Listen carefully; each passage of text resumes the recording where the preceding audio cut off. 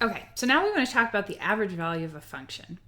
Before we do that, let's think about the average value, not of a continuous function, but of a collection of numbers, say a1, a2 through an.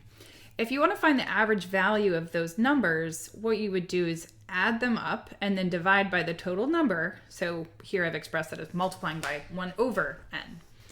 So we can extend that idea. Now what I want to consider is a function, so not this discrete collection. Suppose we want to find the average value of a function f of x over some pre-specified interval from a to b. Much like we've seen with Riemann sums, what I could do is effectively pluck out n distinct values from within that interval and evaluate f at those. So more formally, we can chop the interval up into n subintervals of equal width delta x, and I'm going to let the xk values represent the edges along those subintervals. This is exactly like we've done with Riemann sums. So then if I wanted to approximate the average value that I'm looking for, I can do so using the formula we've described above and say that it is approximately, so I'm just going to emphasize that here, the sum of f of x naught, or maybe, let's see, f of, well, maybe I'll start with 1. So it certainly doesn't matter if I start at 0, but let's use this.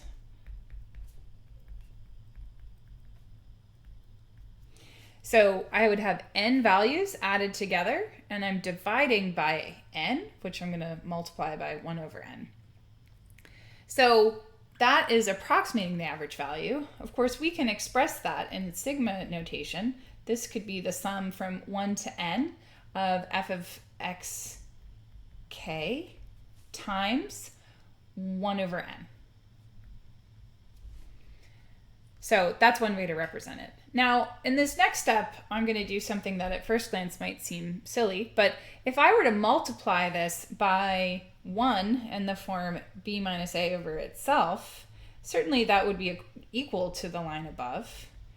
But in particular, what that allows me to do is bring the numerator, which is a constant, inside of my sum and multiply it by the 1 over n.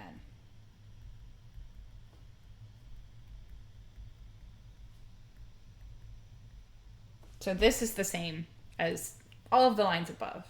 What's significant about this is b minus a over n, that's how we define delta x. So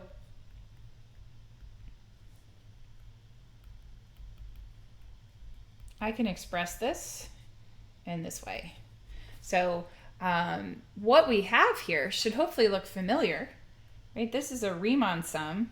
In particular, it's a right-hand sum, approximating the integral from a to b of f of x. If I had started with f of x0, I could have done a left-hand sum. These are all equivalent, but in particular, what I mean to say, they're equivalent when I take the limit. So this was all an approximation. By sending n to infinity,